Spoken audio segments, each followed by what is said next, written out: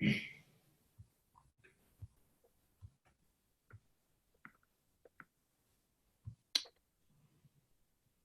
good afternoon. Welcome to the panel. I believe we're off and running now.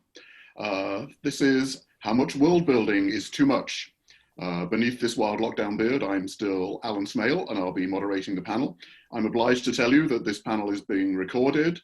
Normally, I'd also tell you to turn off phone ringers and such, but since you're all in your own homes, I just don't care. We'll probably go to questions at about the halfway mark, and we'll be closing at exactly the 50-minute mark, and several of us will be hanging around on Discord after that for further discussions. And we welcome your questions in the Q&A box. Okay, I'm now going to ask my panel to introduce themselves, sharing their pronouns if they choose. Why don't you go ahead, Mel? My name is Melissa Hayden. I am a content editor at melissallhayden.com, and I am a book blogger and reviewer at My World in Words and Pages. You can also find me on Twitter and Discord. I'll put the links in the chat box. Okay, we have two Melissas, so I'm going to call one of them Mel and the other one Melissa, and we'll see how long it takes for that to break down. Melissa, go ahead. All right. My name is Melissa Scott, and hopefully this will not add to the confusion because I am also occasionally known as Mel. I write science fiction and fantasy and have been doing so for an appalling number of years, really. My most recent novel is Finders, available online and through any bookstore, what bookstores are open. And I'm looking forward to this panel because world building is one of my specialties. Okay, thank you. Mary? Hi, I'm Mary J Thompson. So my published work is in middle grade and teen. So my most recent middle grade, this is a few years old now, but it's called Evil Fairies Love Hair. And just to let you know where I'm coming from world building perspective, this book is about 55,000 words. And so in my latest teen book is called Flicker and Miss, and it's about 90,000 words. So my perspective is probably from a little bit shorter length than maybe some other fantasy writers. So that's where I'm coming from. Okay, great. Ryan? Yeah, my name's Ryan Van Loan. My pronouns are he and him. I'm an epic fantasy writer. I have my debut coming out from Tor Books, July 21st. It's called The Sin and the Steel. Very interested in world building, obviously with the fantasy background. I have a poli-sci and history college background, and I was in the infantry and the army for 6 years. Okay, great. Thank you. And I'm Alan Smale, he, him. I'm a member of the singing group, The Chromatics, who you may have seen here at Balticon in previous years. I'm here because I'm also an author. I've written the Clash of Eagles series from Del Rey. They're alternate history, and the concept is the Roman Empire has survived in its classical form until the 13th century and is now moving into North America, while Mississippian culture is at its height. And a lot of the story focuses in and around Cahokia, which is a great Native American mound city of about 20,000. So that's a pretty fun world to play around with. Okay, so we're supposed to talk about how much world building is too much, but first of all, let's talk about how we plan world building. How do you plan world building and backstory? I'm going to go in the same order for the first question. Mel, fire away. Well, I do dabble in doing some writing, but most of the time I'm reading. But when I try to do my own, I do try to make notes on the side of major things that I have, along with religions, how the people are living in their culture, you know, just trying to piece it all together because they do live in the world and that is part of who they are and why they do what they do. So I try to just keep that in mind while I'm making the characters and then list it all on the side as I go. Okay. Melissa, your thoughts on world building? For me, it's kind of a spiral process. There's an initial idea that then I go looking for useful parallels, interesting possibilities that sparked more characterization, that sparks more world building, and it spirals out and out and out. repeating those steps. That's kind of my rough process. It's also something that I deeply enjoy doing. So I spend a lot of time going down research rabbit holes and finding things that I'm going to use in some other book. I keep a Scrivener file open at all times to stash those random excursions.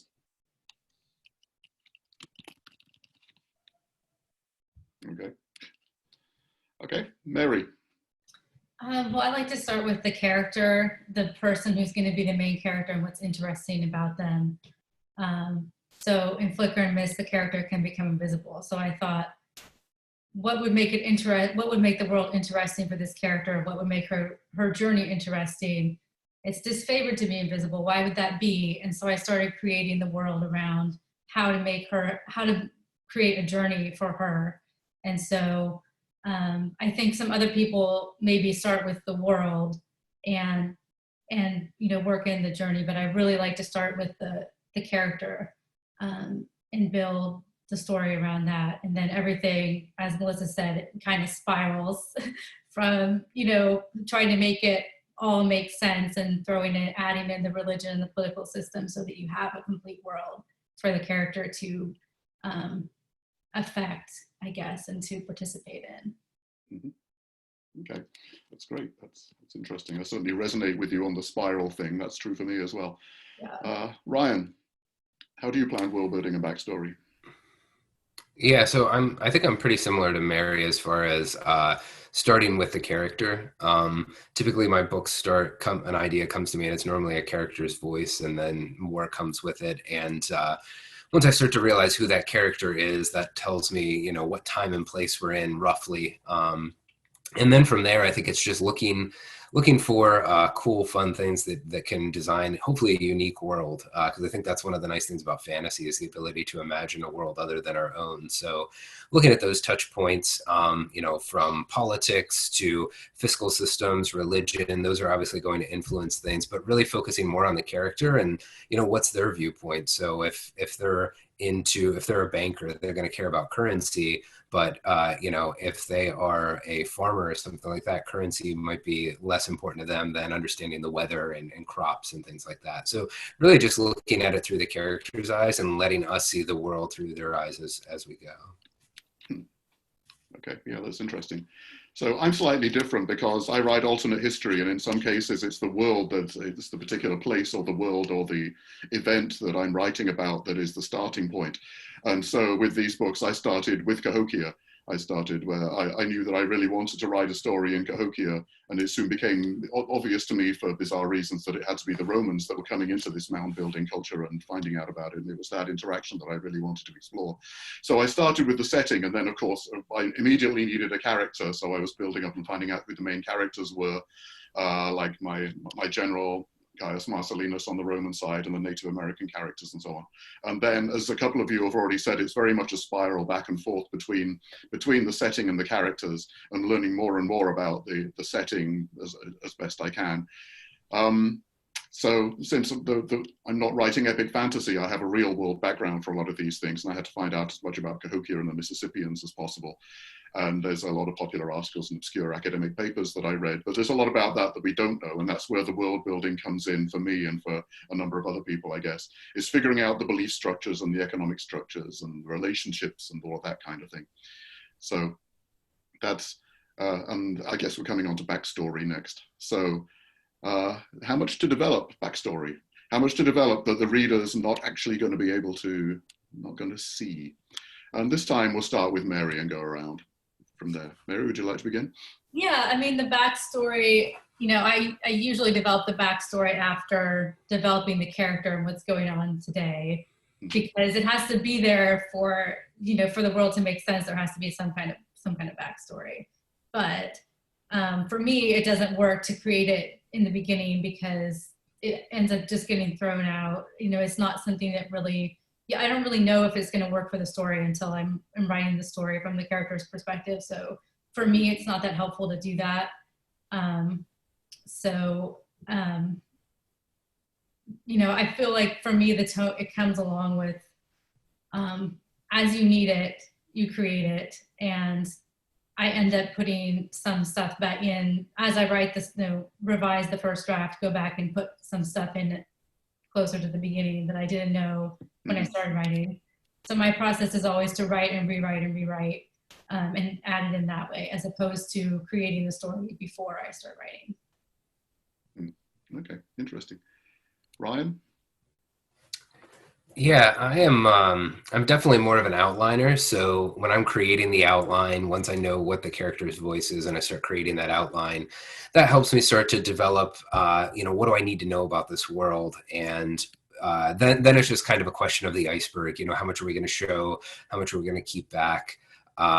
It also depends, honestly, on what I'm writing. So, my debut is adventure fantasy with heart is how I'm describing it. And so the world building there is important, and some of the history definitely is, but it's not quite the same as some of the other series that I'm going to be working on in the future that are sprawling epic fantasy, and really the world is a character unto itself. And I think a lot of readers go into those types of works really looking for that huge in-depth immersion factor. So, I think it really is a matter of viewpoint and genre. But I'm also with Marion that normally I'll develop just enough worlds that I know will fit for the outline. And then as I'm writing, oftentimes, little bits of history will come up or ideas will come to me. And then, it's a matter of figuring out if that's a darling that needs to be killed and kind of disappear beneath the iceberg there, or if it's something that's going to be really important and crucial to the story and keep it on the page. Okay. I'll come around. So to Mel, what are your thoughts on this? I agree a lot with what Mary and Ryan both said. Even from the editing standpoint, yes, you do need to know your backstory. And sometimes in fantasy, that backstory influences exactly why that character is doing what it's doing now or reacting the way that it's reacting. So as an author, you need to know that. And eventually that will come across to the readers through their actions and through the things that they're doing. You will get that description. It's not needed to give you a 10-page, here's his life story,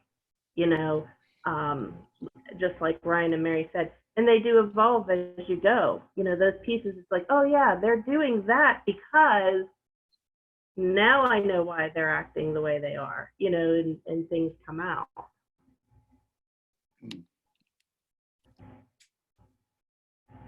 Okay, still thinking about that. Yeah. Okay, Mel, go ahead and tell us your POV on. Yeah, I think we're all using very similar processes. I admit that I tend to probably go overboard compared to everybody else, because this is the fun part of a project for me, the part where there's the most, where everything is in flux and you can play with many, many different ideas. And for me, exploring backstory is a way to explore the plot as well. Here are the back pieces. Where does this back piece lead? Am I going to keep it? What does it do if I use this model for the economy?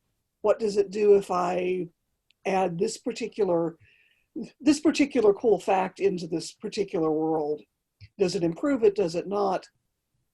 And I end up building, massive amounts of information, massive amounts of notes, all the maps, all the drawings, the costume designs, the Pinterest page with the inspiring images. I'm an exceedingly visual writer, and that's one of the things for me is I want to see things that make me feel the way I want the reader to feel when they finish the book. Mm. Yeah. And that becomes, but the thing is, most of that never gets used, not explicitly. I mean, I have had occasions where 2 days worth of research into what cities in America it had dial phones as opposed to a switchboard phone system is boiled down to a page in the eventual book, because it's important to remind a modern reader that you can't just use your cell phone. And in this particular place, you can't go find a payphone either. Mm. Yeah. Yeah, I kind of felt a little different to some of you here because in my case, I had a point of departure in the alternate history that's 1,000 years prior to what's going on at the moment. So the Romans are still recognizable as Romans and a lot of things are the same, but some things are going to be different. And I felt like I needed to know what those differences were. Mm. So in terms of how much to develop that the reader doesn't see, I actually know a lot about what happened in the 1,000 years in between that none of the characters ever refer to. I mean, they're Roman soldiers. They're not going to talk a whole heck of a lot about what went on a few hundred years ago, and the Native Americans in the story aren't familiar with those historical events either. So, but it's there as a backdrop for me, as a kind of foundation, so that I know what my people are, what my characters, how my characters' attitudes are going to have formed and what they do and that kind of thing. And hopefully the readers can kind of feel that it's there. And I know that one of you said this, that you don't obviously put everything in. You don't put, Melissa maybe, you don't put everything in, but you know it's there. You need those valuable points of detail. I needed to know, like with my various Native American societies, with how they interacted with each other, what foods they used and that kind of thing. So that when you see them eating, you know what they're eating, and different tribes and nations ate different things and favored different foods. And you kind of want to get that right for respect purposes, but also for interest purposes. But I also have a huge collection of notes from all of this. I have over 100 pages of notes for these things, and only a very small amount of it actually appears on the page in the books. So, which actually does lead me right on into the next question, which is how to feed information to the readers. How to feed information to the readers. And this time I'm going to start with Ryan and go back in the opposite direction to how I started. So Ryan, let's talk about feeding information to readers and how you get it out there. Yeah, the dreaded info dump, right? Yeah. That's what we're trying to avoid. I think again, I'm really a character-driven writer. So as the characters uncover knowledge, that's how I'm getting it out to the reader. It depends on voice too. I think if you're writing in first person and you have a really good voice for that character, I think you can get away with a little bit more exposition, a little bit maybe, some snark about some of the history, or, even like just their view on the history internally that gives us more insight into that character. If you're writing third person, there's the infamous Maiden Butler dialogue, as sort of thing that you definitely want to avoid. But I think there's ways to do it, and I think there's some great examples out there. Kate Elliott does this really, really well. Fonda Lee and Paul Kruger do this really well. And what I enjoy about them and what I've tried to do in my own work is really to develop these cultures that feel very lived in. And so because if you do that in the right way, if you focus in on some specific sensory details or some specific cool aspects of a culture, I think it helps to color all of the rest that comes with it, almost through osmosis.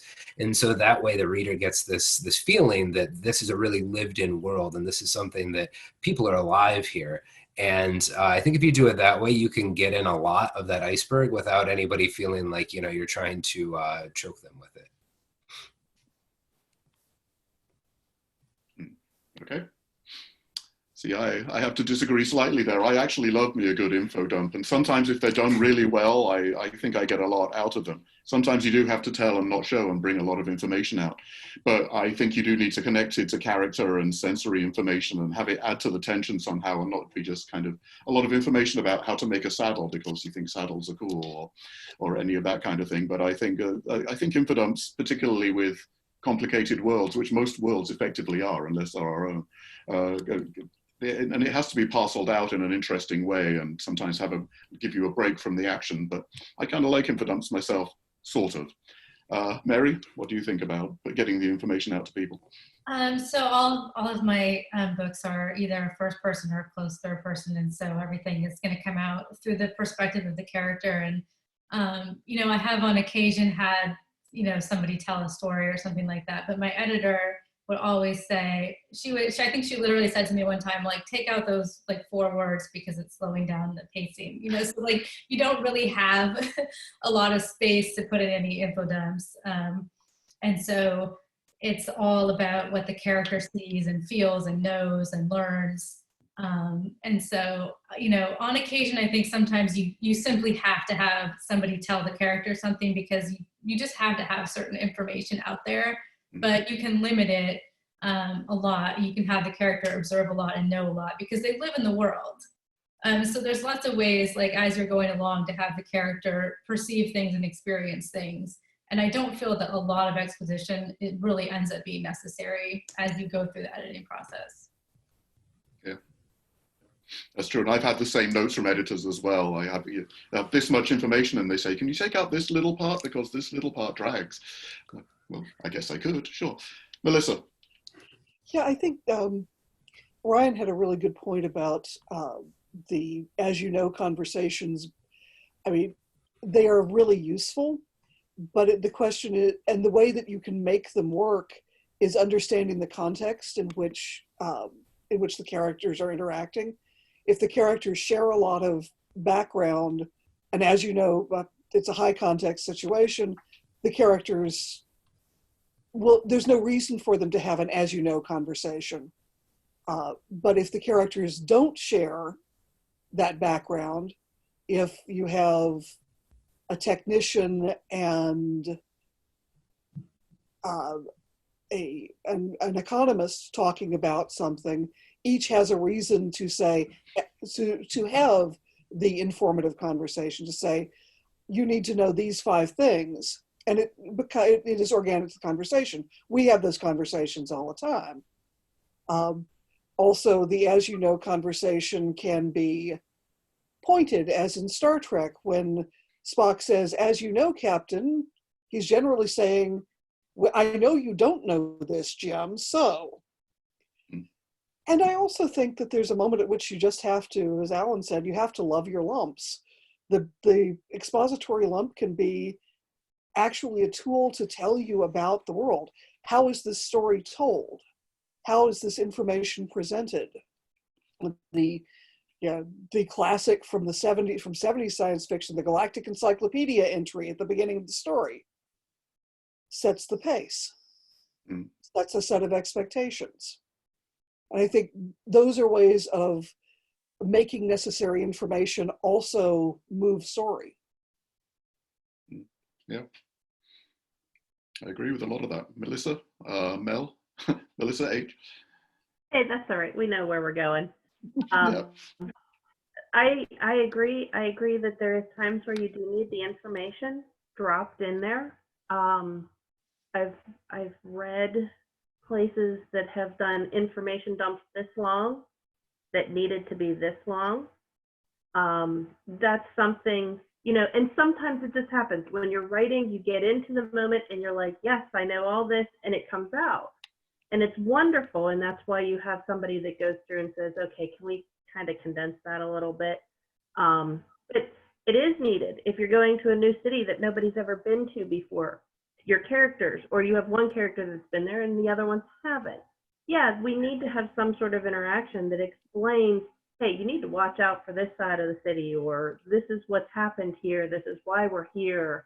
You know, it all could be done.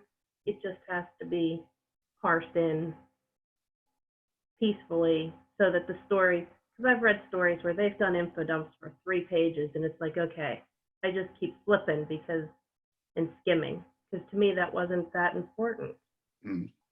Yes. And we did have a question from one of the audience members talking about, would you hold off on a longer info dump, until later in the story when the reader is more heavily invested in the characters and story?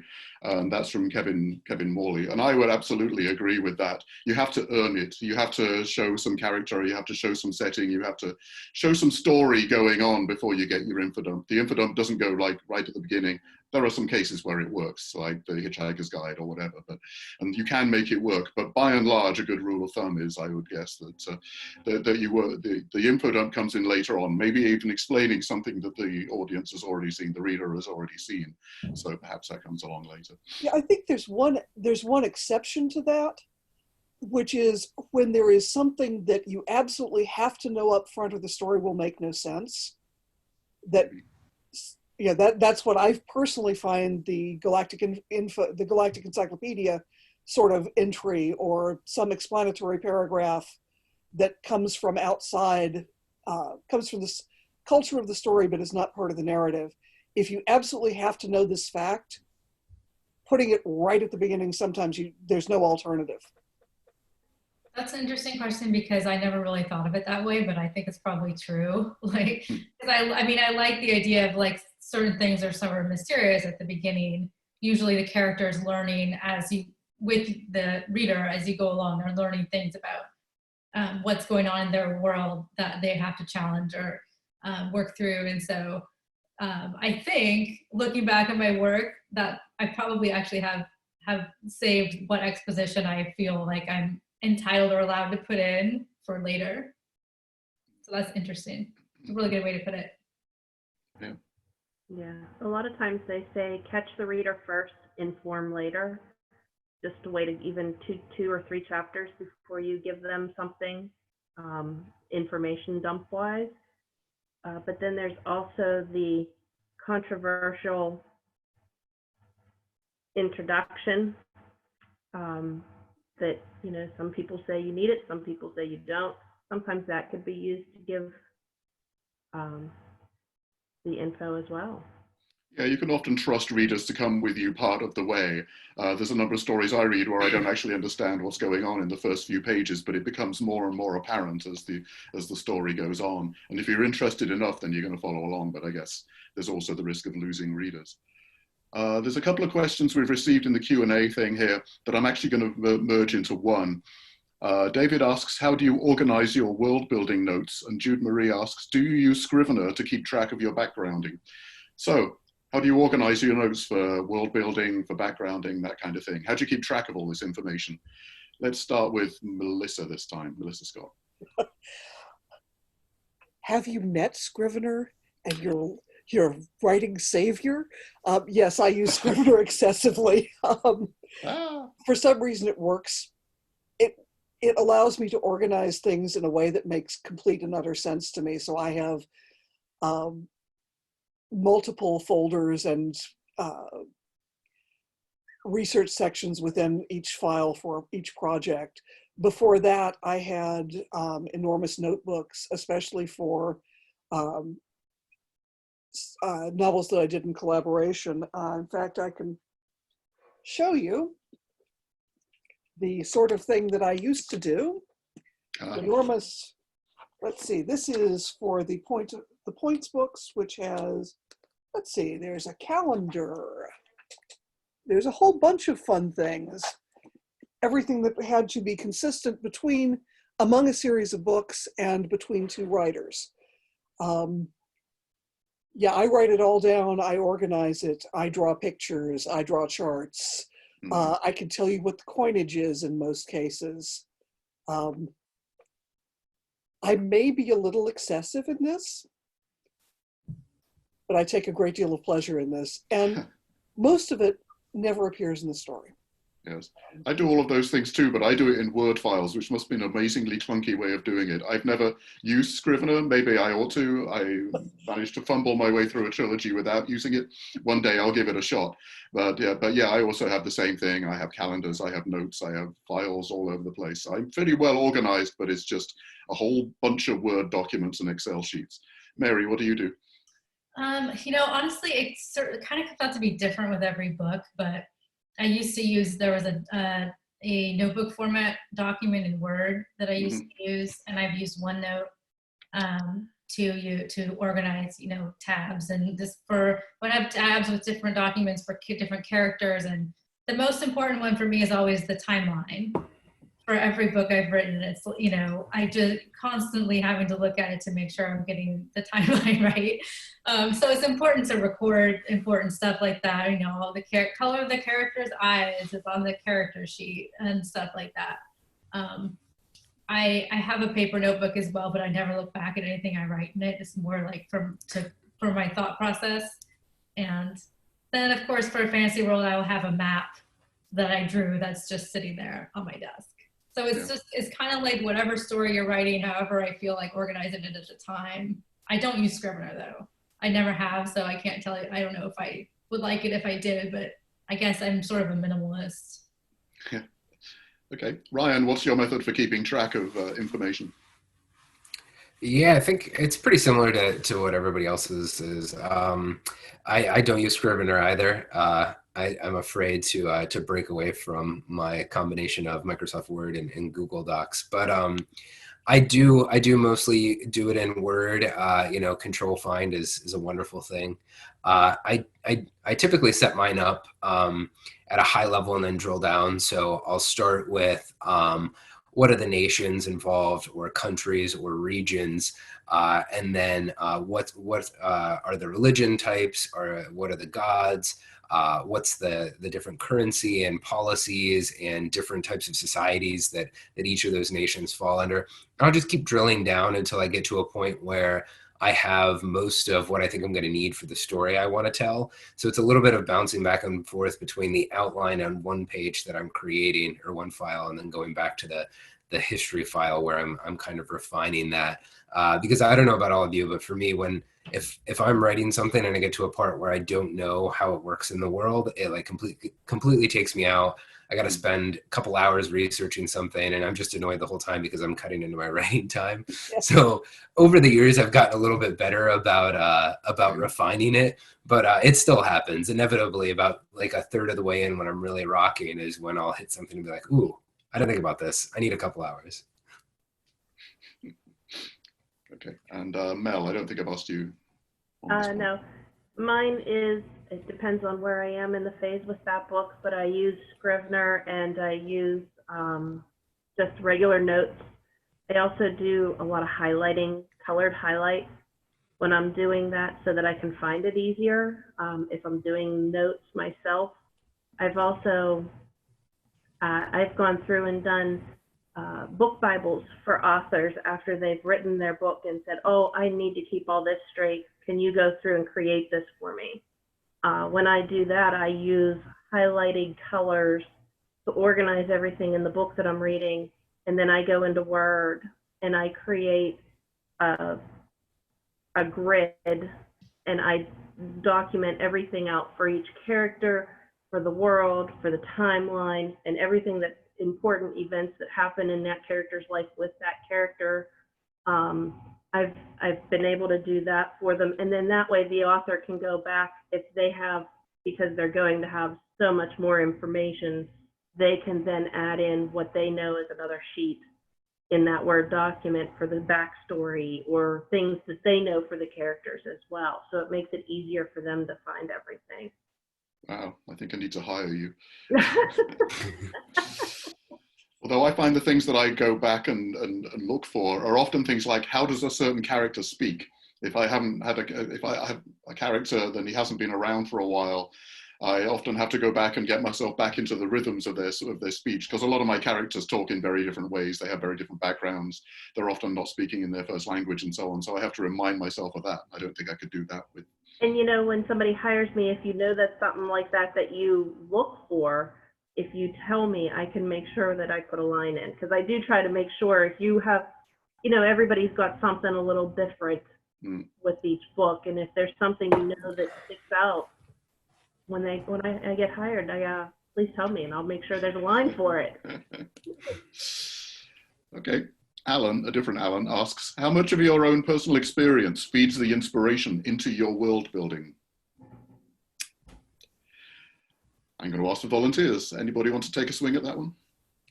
Sure.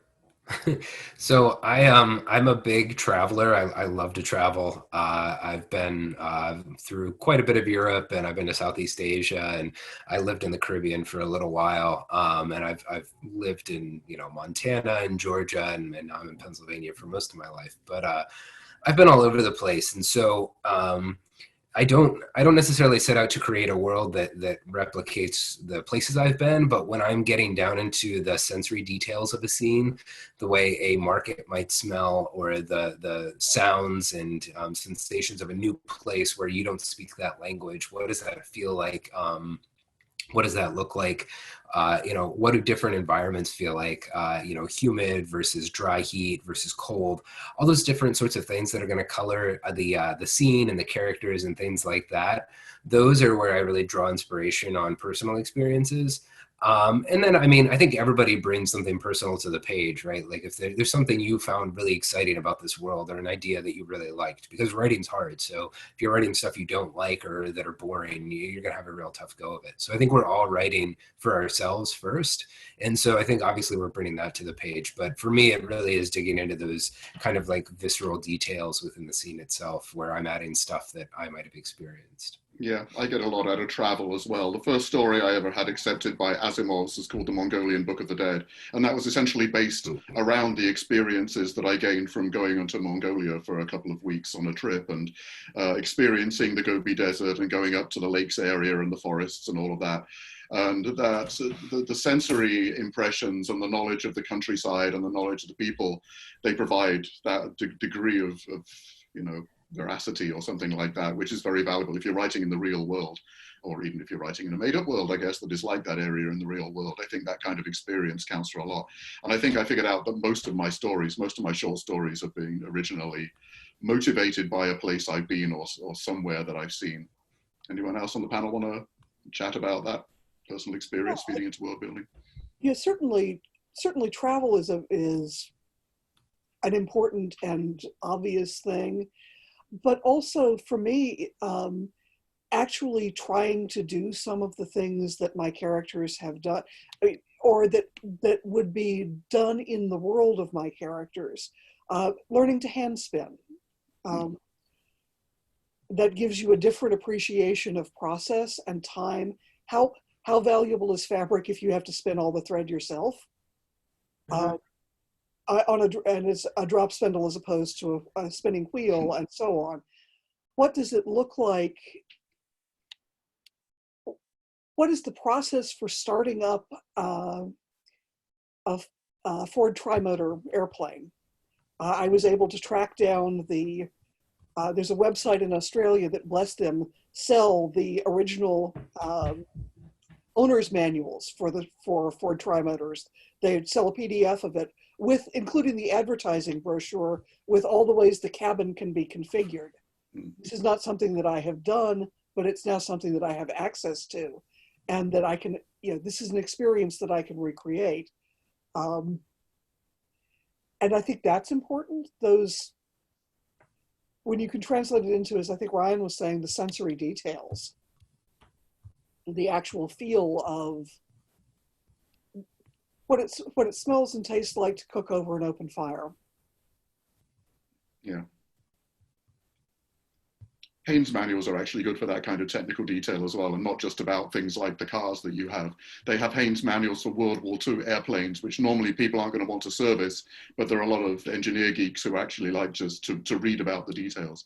And so I've got several, for something I'm working on right now, I've got several about like the Spitfire and various bombers and how Bomber Command really worked at a level of detail you're not going to find anywhere else.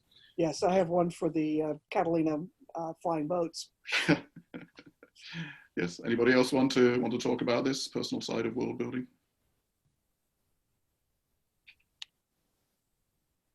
Okay.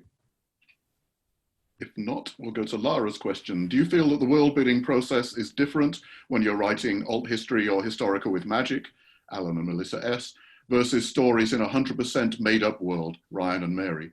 So I think I'm actually going to defer to Ryan and Mary to talk about how it differs for a made up world, because that's something I don't know about. We already talked quite a bit about the real world.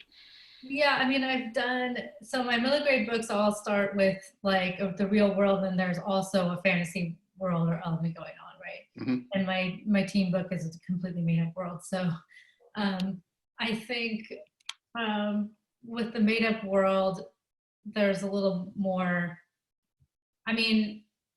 there's a little more making up as far as the perspective of the character.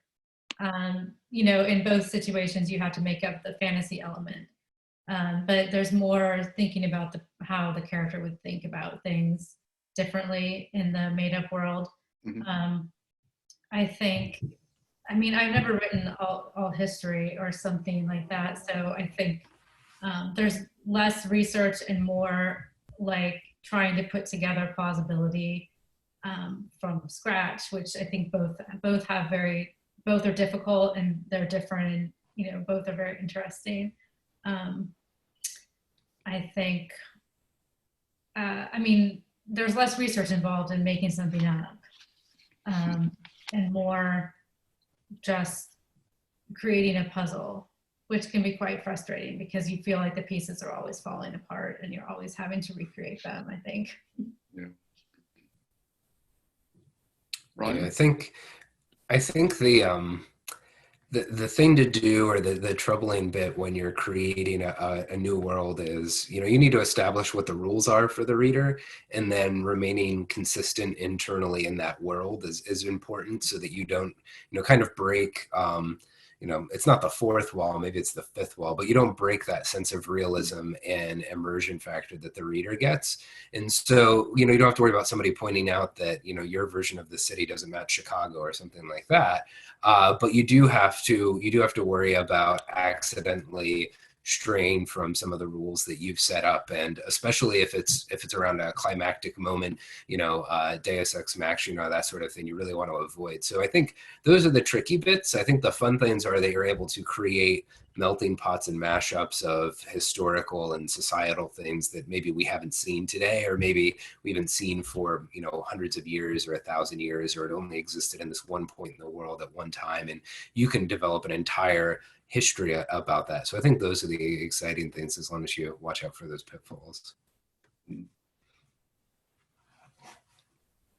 comments from the Melissas? Okay, there's a question here that I can't resist asking so that I can answer it myself. How do you feel about adding a glossary to add background information for the interested reader? Let me tell you, the interested reader can find out all kinds of things from appendices in the Clash of Eagles series. I've got a list of the characters because by the third book there's 100 named characters, and details of the year because they call the months by different names, and various other things like geographic notes for people who are interested in it. I mean, these things aren't textbooks. You don't need that information to understand the story by any means, but a number of people are kind of interested in that. So, and a glossary of military terms and that kind of thing. So I actually like glossaries quite a bit. I like them in other people's books as well. I like to go and read what they think is interesting about the culture, or that kind of information about that takes me further into the books. How do you all feel about glossaries, either in your own and other materials, appendices, either in your own works or in other people's? I don't read them if I'm reading a book, because I'm not going to remember, like I'm not going to remember it as I'm reading, you know, the list of things that I read at the beginning. Yeah. And if you're reading along and you need to look at the glossary, then maybe there are too many characters. Yeah. maybe there's too much going on. So, I mean, it doesn't bother me as a reader, but it also doesn't help me. So personally, I wouldn't do it in my book. I have not done glossaries. I have done the massive character list at the beginning of a book, which I didn't actually want to put there. The publisher asked me to put it in. Yeah, same with me. Yeah, because the names and naming conventions were unfamiliar, and therefore having them all in one place seemed helpful, and I can see that it would be. Rather than do a glossary, I've also done one or two words as the epigraph of each chapter with their definition. In a book of mine called Shadow Man, which featured two conflicting cultures, one of which spoke a kind of mashup language, a kind of Creole, and there was it was intended for those words to be clear in context what they meant, or at least what the connotations were, even if the exact meaning wasn't clear, whether it was an insult, a compliment, a good thing, a bad thing. But I ended up using the most important ones as epigraphs to each chapter, rather than doing a formal glossary. Yeah, I've done my main character in The Sin and the Steel. She's an autodidact and reads a lot of books, and she references them throughout the story. So at the end, I have kind of like an annotated library that gives you, you know, who the author was and a little bit of like what the book was about, and then kind of the main character's interpretation of the book if she thought they were, you know, a terrible author, really enjoyed what they had to say. But I did try to keep it pretty brief. I think there's definitely an audience for that. You know, when I was growing up, I read all of Tolkien's appendices in the back because I'm a huge history buff, and it was like history of this world. But for the most part, I don't think a lot of readers are necessarily interested in that. The other thing too is just, do you enjoy doing it? Even that little library thing that I did, which I thought would be exciting, was actually a lot more work than I realized. So so I don't think I'll be doing that. But I mean, if you get enjoyment out of it, knock yourself out. There's definitely some readers out there that will follow along. Yeah. And in my case, there were quite a few people who said, "Oh, I never realized. Well, I loved the books and I was enjoying it, blah blah blah, but I never realized how much of this was actually true." There are some people, there are a lot of people who know that Cahokia existed and what the Mississippian culture was all about. And then there are other people who never heard about it, never read about it before. And so I think for them, it's quite useful to understand, yes, in North America, there were these cultures, there was this extremely important and impressive culture that was around hundreds of years before the Columbian invasions. Okay, so we're within the 5-minute mark now, so I'm going to go around each of the panelists and ask them firstly if they have, well, both in one question, whether you have any final thoughts on this topic and where you're going to be for the rest of the weekend and how people can get in touch with you and find out more. So start with Melissa Hayden. Okay. I do enjoy reading my fantasy, and the info can be shared. As we said, you can do it through actions and what the characters are living and seeing, but sometimes that information is needed to be added later in the book as well. My name is Melissa Hayden. You can find me at melissallhayden.com for content editing, and for any book reviews and posts that I've done on books, you can find me at My World in Words and Pages. I will be over on Discord through the weekend, and you can always find me on Twitter, MELLHAY, and have a good weekend. Thank you. Melissa. I think for me, the fundamental thing about world building for me is that it's the base on which science fiction and fantasy rests. It's the thing that we get to do that nobody else does, and it's, for me, part of the pleasure both as a writer and a reader, and all the different ways that people do it and all the different techniques. Just, I get a great deal of enjoyment out of that. I will be on 2 more panels this afternoon. Feel free to look out. I will not be making Discord after this, as I have been informed I have to make lunch. And you can find me on the web at melissa-scott.com. Please do not, the hyphen is really important, otherwise you get a televangelist. And I'm at Blue Terraplane on Twitter. Okay, thanks. Mary. Final thoughts. You know, I am a big proponent of sprinkling the information in, and every time as I go through the manuscript, I look for ways to remove exposition and you know, put it in the text of the book. And so that's like my focus as, you know, world building as I'm writing. So that's probably, I guess, my final thought. So my name's Mary G. Thompson. You can find me at marygthompson.com or on Twitter at Mary G. Thompson. I will be on Discord afterwards. I hope to talk to some of you later. Great, thanks. Ryan. Yeah, so you can find me at ryanvanloan.com. My Twitter and Instagram handle are the same, Ryan Van Loan. I'll be hanging out on Discord after this. Happy to talk world building or other things. I have a reading of the first chapter of my debut tonight at 8 p.m. So hopefully some of you will stick around for that. And then tomorrow at 2 p.m., I'm on with another set of wonderful authors talking pantsing versus outlining, which should be a lot of fun. So I guess last thing is my debut comes out July 21st. It's called The Sin and the Steel. It's a story about a girl named Sambukina Bakalhura and her partner in crime solving named Eld. The two of them get blackmailed into solving this mystery about why ships are disappearing in the far-flung reaches of the world, and they end up facing pirates, the undead, and the gods. Unfortunately for them, the gods have plans for them, and unfortunately for the gods, Buck has plans for them as well. So great talking to everybody. Okay. You too. Okay, my last point was actually going to be the same as Mary's. I put in a lot of exposition as I go, despite all the talk of the appendices and the extensive research. The books are action adventure, so by all means, take a look. I'll actually be doing a reading from the beginning of the third book, Eagle and Empire, on Monday at 10 a.m. I have another panel this afternoon at 3 p.m. on how to mine history for new stories. We've had a lot of really good questions. I'm sorry we weren't able to get to them all. As the panelists have said, some of them will be up on Discord afterwards. I'm Alan Smale. You can find me online at alansmale.com. I'm also on Facebook as Alan Smale and Twitter with the same name. You can write to me at alansmale@gmail.com. This summer, I have a collection coming out with Rick Wilbur from Wordfire Press called The Wandering Warriors, which is a collection of both of our stories, alternate history stories. So that'll be coming out August the 5th. And thank you very much. I think we're now done. This is great. Wonderful. Thank you. Thank you. I enjoyed this. Thank you all. Thanks, everyone. Great panel. It was fun. Very good. Great to see you guys. Okay, see you soon.